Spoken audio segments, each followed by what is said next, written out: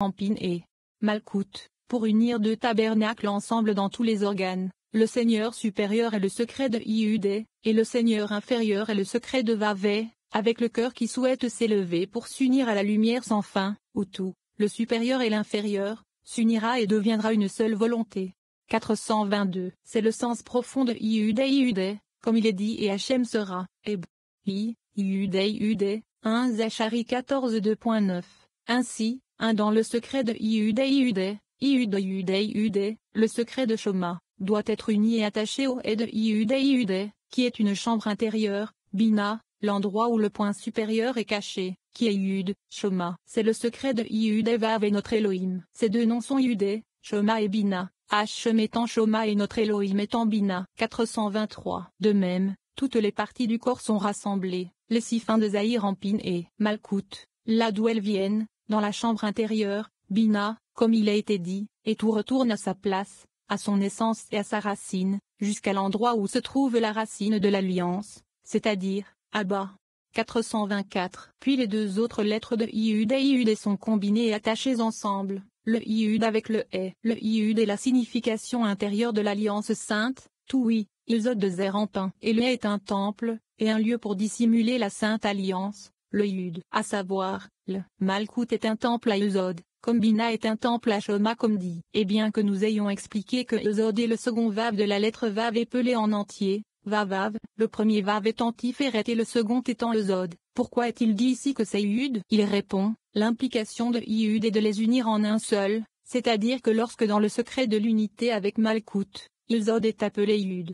425. L'objectif du mot 1 est de provoquer l'unité à partir de là, c'est-à-dire à partir de Malkout, d'éveiller le désir de lier tout le monde ensemble et d'éveiller notre désir de crainte et d'amour jusqu'à la lumière sans fin. Ce désir d'aller jusqu'à la lumière sans fin ne manquera pas dans ces grades et parties du corps, mais apparaîtra en eux tous, rien ne sera sans lui, pour les attacher, de sorte que tous seront une unité liée ensemble dans la lumière sans fin.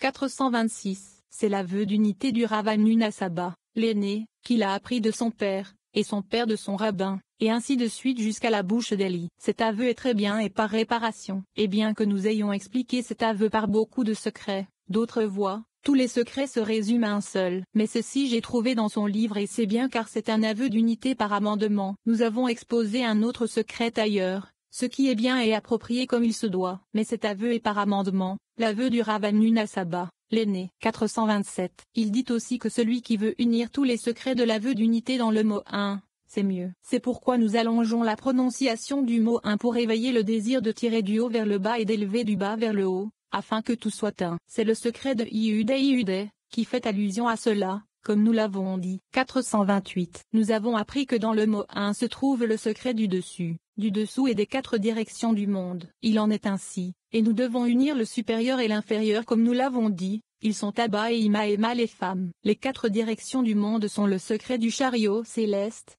Z, Gvura, Tiferet et Malkout de Zahir Ampin au-dessus de la Kout, et nous devons les réunir en un seul lien, une seule unité, jusqu'à la lumière sans fin, comme nous l'avons expliqué.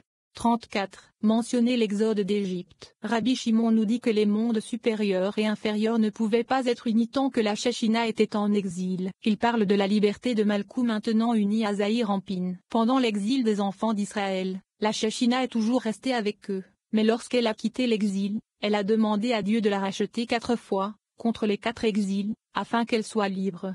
Elle a donc été rachetée 4 fois par l'exode. C'est pourquoi les 4 rachats sont répétés dans les prières. Avant et après tu as été le secours de nos pères, afin de les rendre fortifiés et durables. Enfin, Rabbi Shimon mentionne les initiés qui contemplent la sainteté de leur maître, en disant que le mystère de l'abandon de l'âme à son maître est très important. 429. Après la méditation de Shema, il y a un mystère à mentionner l'exode d'Égypte, car la Shechina était en exil, et lorsqu'elle est en exil, il n'est pas possible de réunir le monde supérieur, Zahir Ampin, et le monde inférieur, Malkout. C'est pourquoi il est nécessaire de démontrer la liberté de cette rédemption d'Égypte effectuée par plusieurs signes et miracles réalisés par le Saint, béni soit-il. Cette rédemption doit être mentionnée et observée, car bien qu'elle ait eu lieu en exil, elle est maintenant libre, depuis le jour où les liens de l'Égypte ont été ouverts et où plusieurs miracles ont été accomplis.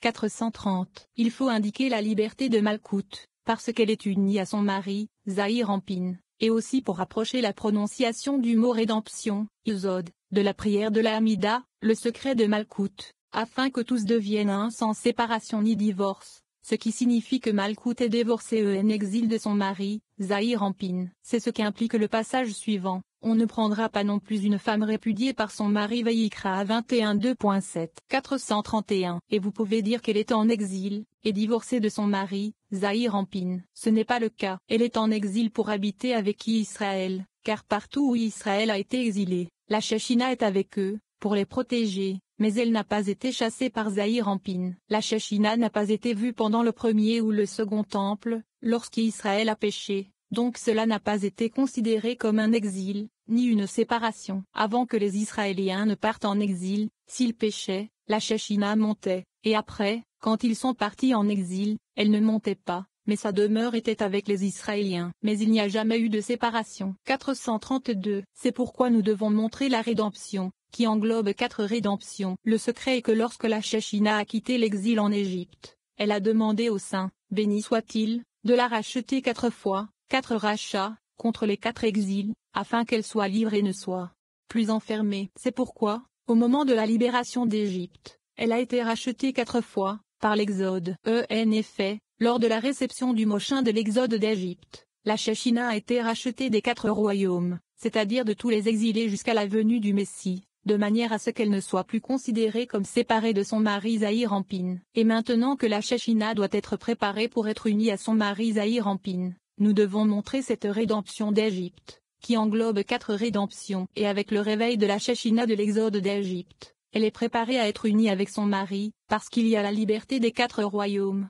433. C'est pourquoi nous mentionnons cette rédemption 4 fois, vrai, vrai, vrai, vrai, jusqu'au passage de tu as été l'aide de nos pères, contre les 4 rédemptions, car elles sont l'aide et le soutien pour tous les Israéliens. Et à partir de l'aide de nos pères, il y a 4 autres vrais, répétés, afin que les 4 rédemptions soient fortifiées et durables, scellées par le sceau du roi. C'est pourquoi les 4 rédemptions sont répétées. 434. Les 4 rédemptions concernent l'exode d'Égypte, car s'il n'y avait pas 4 rédemptions dans cet exode d'Égypte, elles ne pourraient pas s'unir, ensemble dans ces décorations avec Zahir Ampin, chaque fois qu'il y a un exil, pour l'unification du Saint-Nom. C'est pourquoi il faut toujours mentionner la rédemption d'Égypte, dans chaque sanctification, et que du chat, du Saint, béni soit-il, que son nom soit béni pour les siècles des siècles. 435. C'est le mystère de la sanctification, c'est-à-dire, sainte, sainte, sainte, que nous disons. Nous avons expliqué que pendant la sanctification, tout est sanctifié en haut et en bas, les anges et Israël,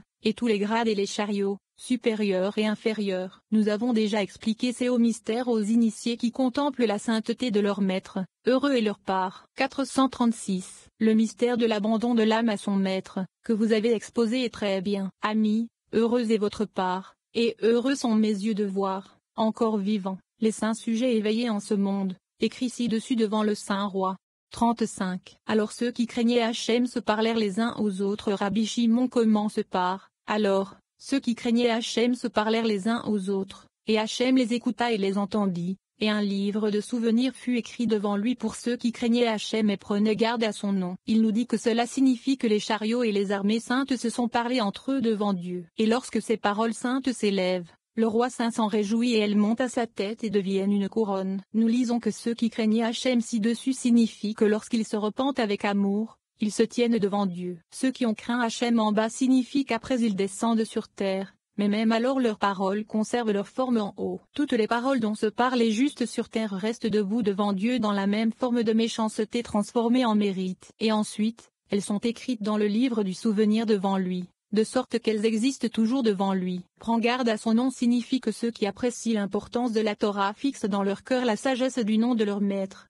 437. Il ouvre et dit, ceux qui craignaient Hachem se parlèrent les uns aux autres et Hachem les écouta et les entendit, et un livre de souvenirs fut écrit devant lui pour ceux qui craignaient Hachem et prenaient garde à son nom. Malachie 3h16. Nous devons examiner ce verset. Il est écrit, se parlaient les uns aux autres. Mais il aurait fallu écrire simplement parler. Pourquoi en est-il ainsi? Il répond, les chars et les armées saintes se sont parlé entre eux devant le Saint, bénéficieux soit-il. 438. Comme ces paroles saintes qu'ils ont prononcées s'élèvent, certains s'empressent de les porter devant le roi saint, et ils sont parés de couronnes de lumière céleste et en parlent entre eux devant le roi céleste, qui a vu des joies, et qui a vu des louanges monter par tous les firmaments. Et quand ces paroles s'élèvent, le roi saint les regarde et s'empare, ils viennent s'asseoir sur ses genoux, et il s'en délecte. De là, son sein, elles montent à sa tête et deviennent une couronne. Sur ce, la Torah dit et je serai chaque jour son plaisir. Michelet 8h30. Il n'est pas écrit j'étais, mais je serai, au temps ce futur, c'est-à-dire à chaque fois que les paroles suprêmes monteront devant lui.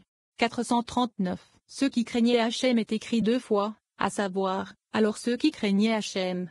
Et un livre de souvenirs fut écrit devant lui pour ceux qui craignaient Hachem. Le sens est que ceux qui craignent Hachem en haut, signifie, quand ils se repentent avec amour, ils se tenent devant le Saint, blessés soit-il. Ceux qui craignent Hachem en bas signifie qu'après, ils descendent à leur place sur terre. Et même quand ceux qui craignent Hachem sont déjà en bas, à leur place, ces mots conservent leur forme en haut. J'ai trouvé ce secret dans le livre d'Enoch, que tous les mots avec lesquels les justes sur terre se parent, se tiennent devant le roi. C'est ainsi que, lorsqu'ils se repentent avec amour, ils sont ornés de leur méchanceté qui s'est transformée en mérite. Comme il a été dit, ils se tiennent debout devant le roi, et le Saint, béni soit-il, en est ravi. Après cela, les justes descendent et les paroles restent debout devant lui dans la même forme de la maladie qui s'est transformée en mérite, comme les justes les ont prononcées. Le Saint, béni soit-il, se réjouit de cette image. Et ensuite, elles sont écrites dans le livre du souvenir devant lui, afin qu'elles existent toujours devant lui. 440. Il demande, quel est le sens de faites attention à son nom? Il répond,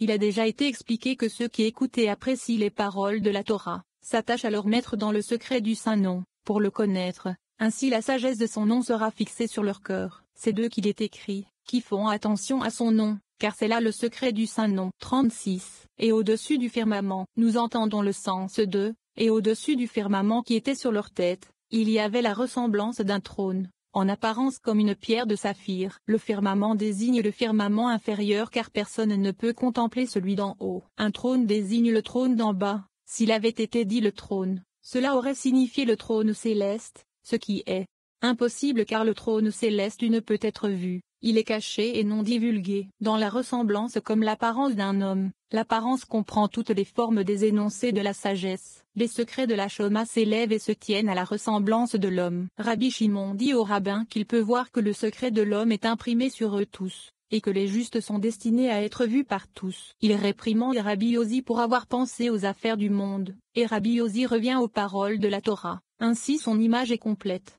441. Il est écrit, et au-dessus du firmament qui était sur leur tête, il y avait la ressemblance d'un trône, en apparence comme une pierre de saphir. Yeshezekel 2.26. Ce verset a déjà été expliqué. Cependant, au-dessus du firmament fait référence au firmament inférieur, au-dessus du Malkout, comme vous l'avez expliqué, mes amis, car ils l'ont mentionné au nom du Rabbi Shimon. Heureux est mon partage et heureux est ton partage, car personne ne peut contempler le firmament supérieur, Bina. Mais il est écrit au sujet du firmament au-dessous de Malkout et tu verras mon dos Shemo 33 2.23, et au-dessus de ce firmament se trouve la pierre de saphir, dont nous avons dit qu'elle est Malkout, en nous basant sur la déduction qu'elle est une perle bonne et précieuse, comme je l'ai expliqué. 442. Il est écrit, la ressemblance d'un trône et non la ressemblance du trône, car il y a trône et trône. Le trône est céleste, caché et non divulgué, c'est-à-dire non révélé, et personne ne peut supporter de le regarder et de le connaître,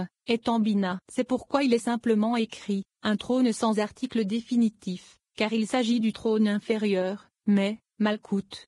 443. La ressemblance comme l'apparence d'un homme. Yeshezekel 2.26, il demande, puisqu'il a été dit ressemblance, pourquoi ajouter comme l'apparence? Ne suffirait-il pas de dire la ressemblance d'un homme? Il répond, la ressemblance de l'homme représente le haut secret de la haute gloire, Césaïr Rampin. ENIUDVAVEN lettre moulée avec Aleph apostrophe S qui égale la valeur numérique d'Adam. C'est la ressemblance de l'homme assis sur le trône qui est Malkout, et l'ajout, l'apparence, comprend toutes les formes des mots de sagesse appelés vue ou apparence, car Shoma est ainsi appelé. Ce sont les secrets de la Shoma qui montent et se parent en haut, dans le Zahir Rampin, et qui prennent ensuite la forme de l'homme, c'est-à-dire la forme dont se parlent les justes. Et dans tout cela, le Saint, béni soit-il, se réjouit de ses couronnes. 444. Et vous, mes amis, le Saint, béni soit-il, est ravi en ce moment même des paroles que vous avez prononcées, et elles sont couronnées sur cette voie. Et vous avez établi la simultanéité d'un homme devant votre Maître par vos formes saintes, car lorsque je vous ai regardé et que j'ai considéré